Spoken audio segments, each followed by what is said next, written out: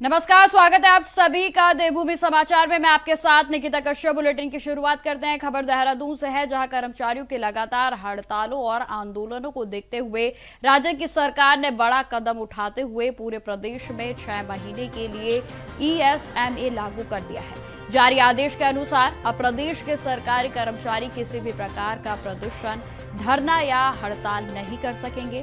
आपको बताते चले कि सरकार के द्वारा ESMA लागू किए जाने के बाद भी उपनल के कर्मचारियों की हड़ताल निरंतर जारी है और आज से उनके ऊपर नो वर्क नो पे लागू हो गया है, यानी कि हड़ताल पर बैठे कर्मचारियों को वेतन नहीं मिलेगा।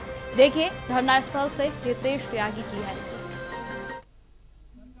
राज्य कर्मचारियों के लिए आने वाले 6 महीनों तक हड़ताल पर रोक लगा दी है, एस्मा लगा दिया है। तो वहीं राजधानी देहरादून में उपनल के कर्मचारियों यहाँ पर आंदोलन कर रहे हैं, धरना दे रहे हैं। 9 दिन से अधिक इनको यहाँ पर हो गए हैं। लगातार जो धरना है वो जारी है।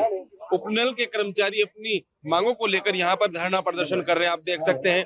और ऐसे में नो वर्क नो पे इन कर्मचारियों पर लागू हो गया है और सरकार ने साफ तौर पर आदेश किया है कि जितना जो जिनकी जहां पर भी जिस विभाग में जिस संस्था में जो भी अनुपस्थिति है उसको सुनिश्चित किया जाए, उनकी अनुपस्थिति लगाई जाए और इनका वेतन काटा जाए। देखिए आप देख सकते हैं यहाँ पर UKD भी यहाँ पर पहुंच गई है, अन्य लोग यहाँ पर है तमाम, क्योंकि कांग्रेस ने भी इनको अपना समर्थन दिया है। बीते दिनों गणेश गोदियाल यहाँ पर आए थे, उन्होंने साफ तौर पर कहा था कि अगर सरकार हमारी आई तो हम सबसे पहले इन उपनल के कर्मचारियों को परमानेंट करने का काम करेंगे। और यही वजह है कि देखिए महिलाएं भी यहाँ पर है, क्योंकि तमाम ऐसे जो राज्य के विभाग है और जो उपनल के कर्मचारी उनमें तैनात है वो सभी कर्मचारी 20,000 से ज्यादा की संख्या के जो उपनल कर्मचारी है वो धरना प्रदर्शन यहाँ पर कर रहे हैं। आप देख सकते हैं बहुत लंबी कतार, बहुत लंबी भीड़ पीछे तक यहाँ पर लगी हुई है और राजधानी देहरादून का ये परेड ग्राउंड है। और हम बात करेंगे कुछ लोगों से कि आखिरकार क्या कुछ मांगे हैं। सर, किस तरीके से देखते हैं? सरकार ने एस्मा लगा दिया है, नो वर्क नो पे, और आंदोलन अभी भी जारी है। जी जी जी हाँ, यही मैं आपके चैनल के माध्यम से बोलूंगा कि जो ये सरकार की जो कर्मचारी विरोधी नीति है, कर्मचारियों को प्रताड़ित करने का जो ये सरकार काम कर रही है, सरकार को सद्बुद्धि आए और सरकार कर्मचारियों के हित में काम करे, ना कि इस तरह से कर्मचारियों का उत्पीड़न करे। देखिए जो कर्मचारी हैं उनका साफ तौर पर कहना है कि हमारा उत्पीड़न सरकार बंद करे, और काफी सारे लोग यहाँ पर हैं। मैं अपने कैमरामैन से कहूंगा कि थोड़ा इधर आने, क्योंकि कुछ महिलाएं भी यहाँ पर मौजूद है, जो महिला कर्मचारी हैं। और हमेशा सरकार जो है वो महिला सशक्तिकरण की बात करती आई है, क्योंकि लगातार यहाँ पर जो महिलाएं हैं, हाँ जी देखिए काफी सारी महिलाएं यहाँ पर मौजूद है, उनसे भी हम जानने की कोशिश करेंगे कि आखिरकार लगातार आप यहाँ पर आंदोलन में बैठे हुए हैं, धरना दे रहे हैं, क्या कुछ मांगे हैं आप लोगों की? हाँ जी, हमारी मांगे हैं। पहला है कि समान कार्य का समान वेतन दिया जाए और एक पॉलिसी बनाई जाए जिसमें कि एक कट ऑफ डेट रखी जाए कि उपनल कर्मचारियों को नियमित किया जाए। ये उपनल कर्मचारियों को नियमितीकरण की बात यहाँ पर है, और भी महिला कर्मचारी हमारे साथ है। सरकार ने तो नो वर्क नो पे लगा दिया है आप लोगों के ऊपर, किस तरीके से देखते हैं, किस तरीके की चीजें आगे से चलेंगी? हम सरकार की इन कोरी धमकियों से डरने वाले हैं नहीं हैं, चाहे वो नो वर्क नो पे लगा दे, हम तैयार हैं। हम ये भी बोल रहे हैं सरकार से, जिससे अच्छा इतना डराने का काम हमसे कर रही है, हमारे यहाँ पे हमारे धरने पे इस धरना स्थल पे आइए और हम जितने भी लोग हैं 22,000 एक साथ हमारा इस्तीफा ले ले, हम तैयार हैं। आप डरते हैं हमसे, हम नहीं डरते हैं आपसे, हम तैयार हैं, हम एक साथ छोड़ने के लिए, नौकरी छोड़ने के लिए तैयार हैं। और आप आइए तो सही, आप यहाँ पे धरने पे तो आइए। देखिए लगातार जो महिला कर्मचारी है उनका साफ तौर पर कहना है कि हम डरने वाले नहीं हैं, हमारी वेतन काटिए लेकिन हमारी मांग पूरी करिए। और बहुत लंबी फहरिस्त है कर्मचारियों की, उपनल कर्मचारी धरने पर बैठे हुए हैं और वरिष्ठ लोग भी हैं, और कांग्रेस के वरिष्ठ नेता यहाँ पर हैं, हीरा सिंह भी जो पूर्व के कैबिनेट मंत्री हैं। सर, किस तरीके से देखते हैं इस आंदोलन को? सरकार ने एस्मा लगा दिया है, नो वर्क नो पे धामी सरकार ने लगा दी है इन कर्मचारियों पर। ये सरकार ने प्रूफ कर दिया, प्रमाणित कर दिया सरकार ने को कर्मचारी किसान विरोधी है। ये राज्य को तबाही कगार पर ले जा रहे हैं और इस आंदोलन को प्रदेश व्यापी आंदोलन बनाने खुद सरकार आग में घी डालने का काम कर इस आंदोलन बढ़ के। नो वर्क नो पे आप नौकरी दे नहीं, परमानेंट कर नहीं पा रहे, जीविका है, रिक्त स्थान है। जब सुप्रीम कोर्ट का आदेश है कि 10 साल में कोई काम कर रहा है तो इसका मतलब वहाँ जगह है, उनको नियमित कर देना चाहिए, उनको शोषण नहीं मजदूरों और कर्मचारियों को करना चाहिए। लेकिन उसके बाद में नहीं सुन रहे। लिख के मैंने आज से 3 महीने पहले मैंने सेक्रेटरी को दिया, चीफ मिनिस्टर को दिया था, 10 साल वालों को रेगुलर कर दो, सुनने होता है। आज नो वर्क नो पे कल ऑर्डर कर दिया। बहुत दुर्भाग्य, हम प्रदर्शन करते हैं। ये हमारे प्रदेश के बच्चे, नौजवान होनहार बच्चे, कुछ परिवार वाले भी उनके ही बच्चे हैं, तो इन नौजवान लड़के लड़कियों को इस तरह से बर्बाद करने पे लग रहे हैं। और अब नो वर्क करके आपने एक हथौड़ा बहुत दुर्भाग्य। ये मजदूर विरोधी नीति का परिणाम है सरकार का। देखिए, कैबिनेट मंत्री हीरा सिंह बिष्ट भी थे जिन्होंने साफ तौर पर कहा है कि ये इस तरह की चीजें नहीं चलने वाली है, सरकार तानाशाही पर उतारू है। लेकिन सरकार ने नो वर्क नो पे लागू कर दिया है, 6 महीने तक हड़ताल पर रोक लगा दी गई है। अब देखना यह है कि यहाँ कर्मचारी कब तक यहाँ पर धरना प्रदर्शन करें, क्योंकि मांगे इनकी है और जब तक मांगे इनकी पूरी नहीं होती, इनका कहना है कि हम यहाँ से उठने वाले नहीं है। अब देखने वाली बात यह है कि सरकार क्या इनकी मांगों को मानती है या नहीं मानती है, यही देखने वाली बात है। कैमरा पर्सन हर्ष नियाल के साथ हितेश त्यागी, इंडिया वॉइस, देहरादून। खबरों में आगे बढ़ते हैं। अखिल भारतीय विद्यार्थी परिषद का 71वां राष्ट्रीय अधिवेशन इस बार देहरादून में आयोजित किया जाएगा। आपको बता दें कि यह कार्यक्रम 28 से 30 नवंबर तक परेड ग्राउंड में होगा, जहां अधिवेशन में इसरो के पूर्व अध्यक्ष मुख्य अतिथि के रूप में मौजूद रहेंगे। तो वहीं आपको बताते चले कि उत्तराखंड के मुख्यमंत्री पुष्कर सिंह धामी भी इस महत्वपूर्ण आयोजन में शामिल होंगे। देखिए संवाददाता हितेश त्यागी की देहरादून से ग्राउंड रिपोर्ट। हम आज उत्तराखंड की जो राजधानी है देहरादून का जो परेड ग्राउंड है यहाँ पर खड़े हैं और यहाँ पर अखिल भारतीय विद्यार्थी परिषद जो विश्व का सबसे बड़ा छात्र संगठन है उसका 71वां राष्ट्रीय अधिवेशन यहाँ पर होने जा रहा है। आप देख सकते हैं जो तैयारियां हैं वो बिल्कुल अपना जो रूप है वो तेजी से ले रही है लगातार, क्योंकि 28, 29, 30 कहा यह भी जा रहा है कि 27 से यहाँ पर शुरू हो जाएगा प्रदर्शनी का जो कार्यक्रम है वो यहाँ से शुरू हो जाएगा। लेकिन जो तैयारियां हैं वो काफ़ी तेज हो रही हैं। मैं कैमरामैन से कहना चाहूँगा कि चारों तरफ की जो तस्वीरें हैं उनको दिखाने का थोड़ा कष्ट करें, क्योंकि अलग अलग भवन अखिल भारतीय विद्यार्थी परिषद के प्रबंधन ने यहाँ पर बनाए हैं। कहीं पर भोजन की व्यवस्था है, तो कहीं पर प्रदर्शनी का कार्यक्रम है, तो कहीं पूरे उत्तराखंड को इस 71वें राष्ट्रीय अधिवेशन में समाहित करने का काम अखिल भारतीय विद्यार्थी परिषद करने जा रही है। एक अलग संदेश देश दुनिया को एबीवीपी हमेशा से देती रही है, लेकिन इस बार उत्तराखंड को ये राष्ट्रीय अधिवेशन मिला है। और हमारे साथ ज़्यादा जानकारी के लिए मनोज निखरा साहब हमारे साथ मौजूद है, जो अखिल भारतीय विद्यार्थी परिषद के क्षेत्रीय संगठन मंत्री है। भाई साहब, 71वां राष्ट्रीय अधिवेशन इस बार उत्तराखंड को मिला है। राजधानी देहरादून का ये जो परेड ग्राउंड है ये इस बात का साक्षी बनेगा, गवाह बनेगा किस तरीके की जो तैयारियां हैं वो चल रही हैं। सबसे पहले तो आपका स्वागत है। और अखिल भारतीय विद्यार्थी परिषद का हमारा जो 71वां राष्ट्रीय अधिवेशन है वो आगामी 28, 29, 30 नवंबर को देवभूमि उत्तराखंड की धरती देहरादून पर संपन्न होने जा रहा है। पूरे देश भर के 1500 कार्यकर्ता हमारे 46 प्रांतों से यहाँ पहुँचने वाले हैं। उनके स्वागत की तैयारियाँ, उनके आवास की तैयारियाँ यहाँ पर चल रही हैं। और हम देख पा रहे हैं कि ये जो भव्य स्वरूप यहाँ बनेगा, तो ये जो सामने आप देख पा रहे हैं यहाँ बाबा बद्री विशाल का जो धाम है उसका मुख्य द्वार यहाँ पर बनने वाला है। इसी प्रकार से हम जो सामने प्रदर्शनी कक्ष देख पा रहे हैं, यहाँ भगवान केदार जी का एक भव्य स्वरूप हमको देखने को मिलने वाला है। और पूरे देश भर से जो कार्यकर्ता आने वाले हैं, ये अधिवेशन ऐतिहासिक अधिवेशन होगा और पूरे उत्तराखंड के लगभग 550 कार्यकर्ता उनकी व्यवस्थाओं में लगे हुए हैं। सर, पूरे देश भर का कार्यकर्ता प्रतिनिधि यहाँ पर पहुँचेंगे, उनमें छात्र नेता भी रहते हैं, क्योंकि कश्मीर से लेकर कन्याकुमारी का जब छात्र देवभूमि उत्तराखंड में प्रवेश करेगा, देवभूमि की उस हवा को अपने अंदर समाहित करेगा। आप किस तरीके से देखते हैं इन सब चीज़ों को, क्योंकि एक संदेश देना देवभूमि का पूरे देश भर में, दुनिया में, क्योंकि हमेशा से 4 धाम उत्तराखंड में रहा है, और एक संदेश यहाँ से किस तरह का संदेश अखिल भारतीय विद्यार्थी परिषद यहाँ से देने वाली है? देवभूमि उत्तराखंड ये देवों की भूमि है। योग नगरी ऋषिकेश है तो माँ गंगा का पावन तट भी हरिद्वार में है। पूरे देश भर से जो कार्यकर्ता यहाँ आने वाले हैं वो यहाँ का जो अनुभव है कि जो देवभूमि का प्रत्यक्ष अनुभव इस अधिवेशन स्थल पर उनको होने वाला है, क्योंकि यहाँ पर हमने जो थीम रखी है वो देवभूमि उत्तराखंड, इस प्रकार की हमारी थीम है। सांस्कृतिक विरासत, धरोहर, हमारा जितना प्रकार का खान पान है, जिस प्रकार के हमारे यहाँ की परंपराएं हैं, वो सब कुछ यहाँ पर उनको देखने के लिए मिलने वाला है। और हमारी प्रदर्शनी भी उसी प्रकार से यहाँ पर तैयार भी हो रही है, जिसमें पूरे देश भर को उत्तराखंड की झलक पूरा यहाँ देखने को मिलने वाली है।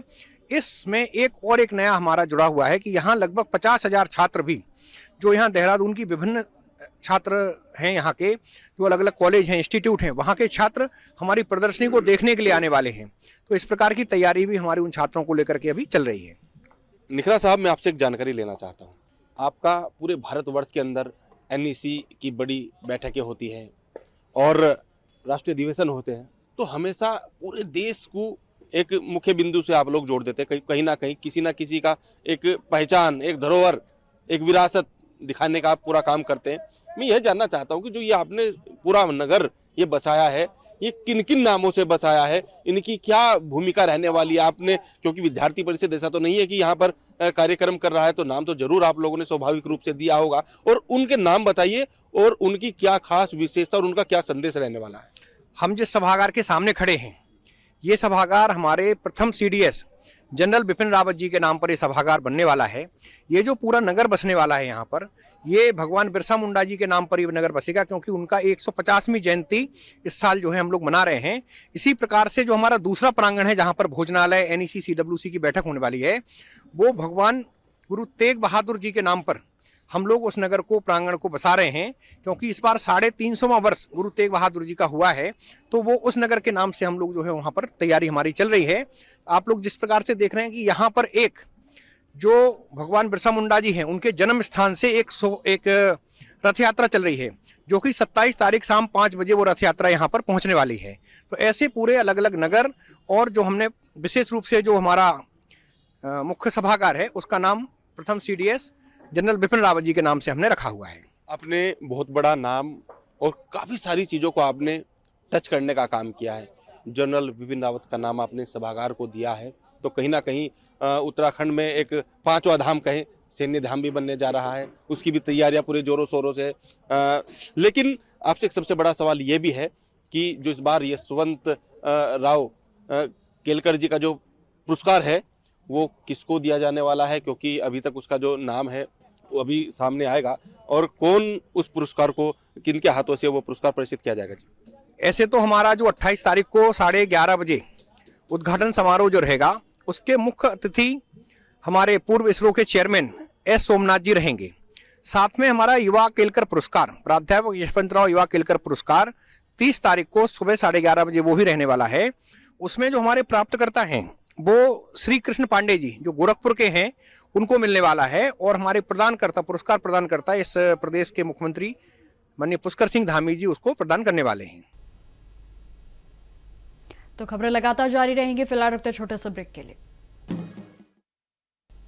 तो ब्रेक के बाद एक बार फिर से स्वागत है आप सभी का। बढ़ते हैं खबरों की ओर। खबर देहरादून से है, जहां राज्य सरकार ने राशन कार्ड के धारकों के लिए EKY की जो प्रक्रिया है उसको अंतिम तिथि के लिए 30 नवंबर को तय किया है। बताते चलें कि इस तारीख पर जो कार्ड धारक हैं वो EKYC नहीं करवाएंगे और उनका राशन कार्ड स्वयं ही सॉफ्टवेयर से हटना जो है वो शुरू हो जाएगा। जहां आपको बता दें कि अपात्र राशन कार्ड धारकों को अपने राशन कार्ड पूर्ति कार्यालय में सुपुर्द करने की हिदायत भी दी गई है। बताते चले कि जिला पूर्ति अधिकारी KK अग्रवाल के अनुसार राशन वितरण में पारदर्शिता सुनिश्चित करने के लिए EKYC की व्यवस्था को शुरू किया गया है, और जिसका उद्देश्य अपात्र राशन कार्ड धारकों को पकड़ में लाना है और जहां उन्हें राशन वितरण से भी बाहर रखा जा सके।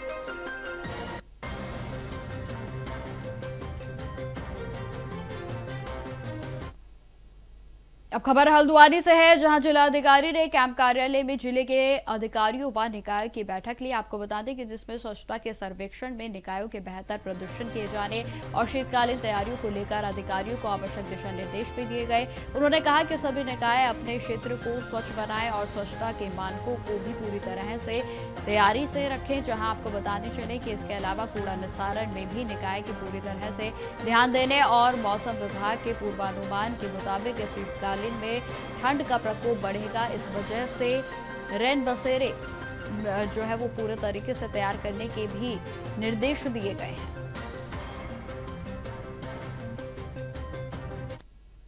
आज जो है नगर निगम और जितनी नगर पालिकाएं नगर पंचायत हैं उनके अधिकारियों से यहाँ बैठक की गई।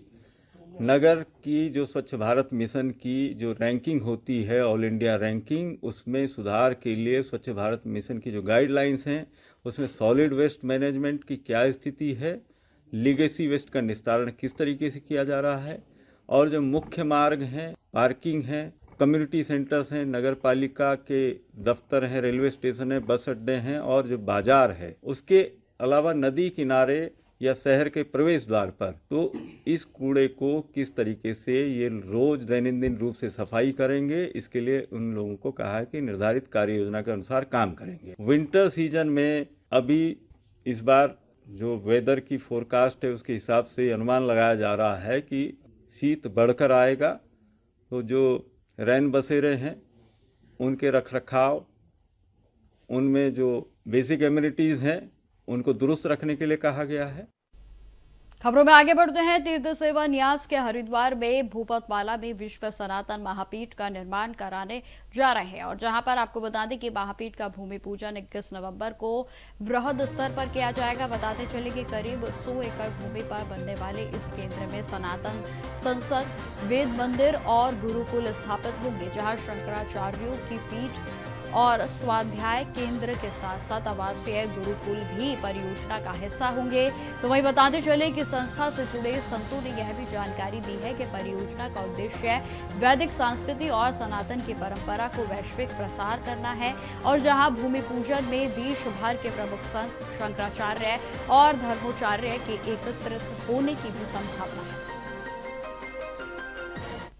महाप्रकल्प के अंदर बहुत सारे प्रकल्प हैं जो सनातन के संरक्षण के लिए, सनातन के को संरक्षित करने के लिए, सनातन के भविष्य के लिए, सनातनी युवाओं के लिए और सनातनी प्रत्येक जन जन के लिए, पूरे विश्व के लिए अपने आप में बहुत आवश्यक भी था। इसके अंदर जो है एक सनातन संसद भवन का निर्माण होने जा रहा है।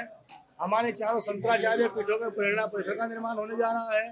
13 अखाड़ों के उद्देश्य परिसर बनने जा रहे हैं। सिख, जैन, बौद्ध, आर्य समाज, रविदासी परंपराओं के इसके अंदर जो है परिसर बनने जा रहे हैं। सबके धर्मगुरुओं की स्थापना, प्रतिभाओं की स्थापना होने जा रही है। गुरुकुल इसके अंदर बनेगा। इसके अंदर एक परिक्रमा पथ बनेगा। इस पर 108 तीर्थ स्थलों के प्रतिबिंब बनाए जाएंगे और विश्व सनातन महापीठ के अंदर एक देशी गौ संरक्षण केंद्र होगा। 108 यज्ञशालाएं होंगे, 108 संतों के आवास होंगे, 1008 भक्त निवास होंगे, एक सनातन टाइम म्यूजियम बनेगा। तो ये बहुत बड़ा महाप्रकल्प है जिसकी कल्पना करना आसान नहीं है। अब खबर देहरादून से है, जहां बीते दिन नगर आयुक्त नमामि बंसल ने नगर के निगम के केदारपुर स्थित ABC यानी कि एनिमल बर्थ कंट्रोल सेंटर का निरीक्षण किया। बताते चले कि निरीक्षण के दौरान नगर आयुक्त ने सेंटर की सभी व्यवस्थाओं का जायजा लिया और जहां पशु चिकित्सा अनुभाग की तैयारियों का भी अवलोकन किया गया। बताते चले कि नगर आयुक्त ने जानकारी दी है कि अब तक नगर निगम ने 72 शेल्टर होम बनाए हैं और वार्डों में डॉग फीडिंग के साथ साथ स्पोर्ट बनाने के भी निर्देश जारी किए गए। उन्होंने यह भी कहा कि स्वास्थ्य का पंजीकरण का जो लक्ष्य था वह अब तक प्राप्त कर लिया गया है, जो कि पिछले वर्षों की तुलना में उल्लेखनीय वृद्धि है। पशु चिकित्सा विभाग देखता है जितने भी हमारे श्वान पशुओं के संबंध में उनके कल्याण के लिए जो भी नगर निगम के द्वारा कार्रवाई की जानी होती है और उसी क्रम में जो हमारा ABC सेंटर है केदारपुरम में उसका निरीक्षण किया गया। उसमें हमारे अभी वर्तमान में 72 डॉग कैनल्स बने हैं, उनका निरीक्षण किया गया, देखा गया कि और क्या आवश्यकता वहाँ पर है जिसकी व्यवस्था की जा सके और साथ ही साथ जो हमारी टीम है उनके भी कार्यों की समीक्षा की गई। अभी तक नगर निगम के द्वारा जो हमने इनिशियली टारगेट लिया था एनिमल बर्थ कंट्रोल का एबीसी प्रोग्राम के अंतर्गत निराश्रित जो श्वान पशु हैं यानी कि स्ट्रे डॉग्स जितने हमारे हैं उनकी हमने टारगेटेड पॉपुलेशन के अनुरूप काफ़ी अच्छी प्रगति की है एबीसी प्रोग्राम में। और प्राइवेटली भी काफ़ी सारे जो हमारे डॉग्स हैं उनको भी स्टेरिलाइजेशन की कार्रवाई की जाती है। इस सभी पूरी प्रक्रिया में अन्य जो अभी निर्देश माननीय उच्चतम न्यायालय के प्राप्त हुए हैं उनके अनुपालन के क्रम में जो विभिन्न वार्ड्स में डॉग फीडिंग स्पॉट्स बनाए जाने हैं उस प्रक्रिया में तेज़ी लाने के निर्देश दिए गए। और साथ ही साथ ये भी निर्देश दिए गए कि जो हमारे डॉग केनल्स की क्षमता में वृद्धि होनी है उसको भी शीघ्र कार्य को पूरा कर लिया जाए। और जो फेरोशियस ब्रीड्स हैं, फेरोशियस ब्रीड्स के लिए भी एक सेपरेट हम केनल की व्यवस्था कर सकें। तो पूरे प्रेमिसेस में क्षमता विकास और जितना हमारा स्टाफ है उनके भी फर्दर एम्पावरमेंट के लिए, सशक्तिकरण के लिए नगर निगम की ओर से कार्रवाई की जा रही है। अब खबर हरिद्वार से है, जहां पुलिस के जीरो टॉलरेंस की नीति एक बार फिर से कारगर साबित हुई। आपको बताते चले कि पुलिस ने रुड़की क्षेत्र में बंद घरों को निशाना बनाकर चोरी करने वाले एक शातिर चोर को गिरफ्तार किया है। जहां आपको बता दें कि आरोपी से पुलिस ने करीब 15 लाख रुपए मूल्य के सोने के जेवरातों को बरामद किया। जहां जानकारी के अनुसार आरोपी ने शेयर मार्केट में पैसा डूबने और कर्ज बढ़ने के बाद चोरी की वारदातों को अंजाम देना शुरू कर दिया था। मैं बताते चले कि मामला 17 नवंबर का बताया जा रहा है, जब एक महिला ने अपने घर से सोने के जेवर चोरी होने की शिकायत पुलिस को दर्ज कराई थी। और इसकी गंभीरता को देखते हुए पुलिस ने तुरंत जांच शुरू कर दी और कई टीमें गठित की गई, जहां जांच टीमों ने क्षेत्र के विभिन्न सीसीटीवी फुटेजेस को खंगाला और जहां मुखबिरों की सूचना पर सक्रिय होते हुए तकनीकी सर्विलांस का सहारा लिया गया। जहां आपको बता दें कि इसी दौरान पुलिस ने 18 नवंबर को संदिग्ध आकाश शर्मा को हिरासत में ले लिया। थाना रुड़की में 7 तारीख को एक तहरीर मिली थी जिसमें वादिनी ने ये बोला था कि रात के समय उसके घर से, जब वो घर पे नहीं थे, तो करीब 15-16 लाख का सामान, आभूषण और नगद सामान चोरी हो गया है। तो इस सूचना पर पुलिस ने तुरंत मुकदमा दर्ज किया, टीमें बनाई गई और टीमों ने लगातार काम किया। तो सीसीटीवी में उस पर्टिकुलर समय में एक संदिग्ध व्यक्ति मिला था। उसके बारे में और डिटेल से काम करने पर थाने ने एक आकाश शर्मा नाम के व्यक्ति को पकड़ा, जिसने सख्ती से पूछताछ करने पर अपने जुर्म को कबूला। और अच्छी बात यह कि जितना माल उस चोरी में गया था वो सारा का सारा रिकवर हो गया। चोर जो है वो शेयर मार्केट में पैसा लगाने का आदी है, वहाँ घाटा होने पर कहता है कि मैं चोरी से इसको भरपाई करने का प्रयास कर रहा था। तो थाना रुड़की ने एक अच्छा काम करके इसके लिए सब लोग बधाई के पात्र हैं। तो एक अच्छा वर्कआउट है। तो फिलहाल मेरे साथ इस बुलेटिन में इतना ही। देश दुनिया की तमाम खबरों की जानकारी के लिए बने रहे हमारे साथ। नमस्कार।